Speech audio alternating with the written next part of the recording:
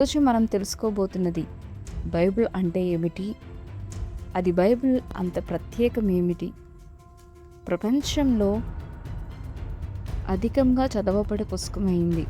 చివరి వరకు ఈ వీడియో చూడండి. ఈ వీడియో మీ విశ్వాసాన్ని బలపరుస్తుంది. ప్రభువైన యేసుక్రీస్తు నామంలో మీ అందరికీ నా ప్రత్యేకమైన వందనములు. ఈరోజు మనం ఈ వీడియోలో ఒక ప్రత్యేకమైన పుస్తకం గురించి మనం నేర్చుకోబోతున్నాం. ప్రపంచంలో కోట్లాది మంది జీవితాలు మార్చిన ఒక పుస్తకం ఉంది. అది కేవలం పుస్తకం కాదు, అది ఆశనిస్తుంది, అది దారిని చూపిస్తుంది, అలాగే పగిలిన హృదయాలను స్వస్థపరుస్తుంది. అది పుస్తకం బైబిల్. బైబిల్ కేవలం చరిత్ర కాదు, అది జీవమున్న వాక్యం. బైబిల్ చెప్తుంది, నీ వాక్యమే నా పాదములకు దీపము. కీర్తనలు 119లో 105వ వచనం. మన జీవితంలో చీకటి వచ్చినప్పుడు బైబిల్ వెలుగు చూపిస్తుంది. భయం వచ్చినప్పుడు ధైర్యాన్ని ఇస్తుంది. నిరాశ వచ్చినప్పుడు ఆశ కలిగిస్తుంది. పాపంలో పడిపోయినప్పుడు క్షమను చూపిస్తుంది. బైబిల్ అనేది దేవుని వాక్యం. ఇది ఒకే ఒక పుస్తకం కాదు, 66 పుస్తకాల సమూహం. ఇది 2 భాగాలుగా ఉంటుంది. ఒకటి పాత నిబంధన, రెండవది కొత్త నిబంధన.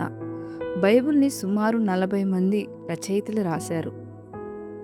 వారిలో రాజులు ఉన్నారు, గొర్రెల కాపరులు ఉన్నారు, మత్స్యకారులు ఉన్నారు, వైద్యులు కూడా ఉన్నారు. కానీ ఆశ్చర్యం ఏమిటంటే అందరూ ఒకే సందేశాన్ని చెప్పారు. దేవుడు మనుషులను ప్రేమిస్తున్నాడు. ఎంతోమంది జీవితాలు బైబిల్ ద్వారా మారిపోయాయో తెలుసా? దొంగలు మారారు, బలహీనులు బలవంతులయ్యారు, పాపులు పరిశుద్ధులయ్యారు. ఎందుకంటే దేవుని వాక్యానికి శక్తి ఉంది. ఎంతోమంది జీవితాలు బైబిల్ ద్వారా మారాయో తెలుసా? దొంగలు మారారు, బలహీనులు బలవంతులయ్యారు, పాపులు పరిశుద్ధులయ్యారు. ఎందుకంటే దేవుని వాక్యానికి శక్తి ఉంది కాబట్టి. బైబిల్ మొత్తం ఒక వ్యక్తిని సూచిస్తుంది, యేసుక్రీస్తు. ఆయన మన పాపాల కోసం సిలువపైన మరణించాడు, 3వ రోజు తిరిగి లేచాడు. బైబిల్ మనకు చెప్తుంది, దేవుడు నిన్ను ప్రేమిస్తున్నాడు, నీ జీవితానికి ఒక ఉద్దేశం ఉంది, విశ్వాసంతో దేవుని దగ్గరికి రావచ్చు.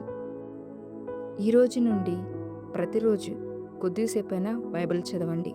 ఎందుకంటే బైబిల్ చదివితే జ్ఞానం వస్తుంది, రెండవది దేవునితో సంబంధం మనకు పెరుగుతుంది, మూడవది జీవితం మారుతుంది.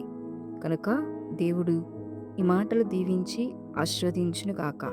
ఆమేన్. అర్థం చేసుకుందాము. మహాగణుడ మహోన్నతుడా నిత్యుడుగు తండ్రి, నీకు వందనాలు, స్తుతులు, స్తోత్రాలు. మరి బైబిల్ గురించి మేము కొన్ని విషయాలు తెలుసుకున్నాం ప్రభువా. మాకు తెలియచేసిన విధానం కొరకే స్తోత్రాలు. ఈ వీడియో ఎవరైతే వింటున్నారో వారందరినీ దీవించమని, ఆశీర్వదించమని ప్రార్థిస్తున్నాం. అలాగే బైబిల్ అది ఎంత శక్తివంతమైనదో మేము తెలుసుకున్నాము. కనుక ఈ రోజు నుంచి మేము కూడా బైబిల్ చదువుకోవడానికి, అనేకులకు ఈ బైబిల్ గురించి మేము తెలియచేయడానికి మాకును సహాయం చేయమని యేసు నామములో అడిగి వేడుకొనుచున్నాము తండ్రి. ఆమేన్.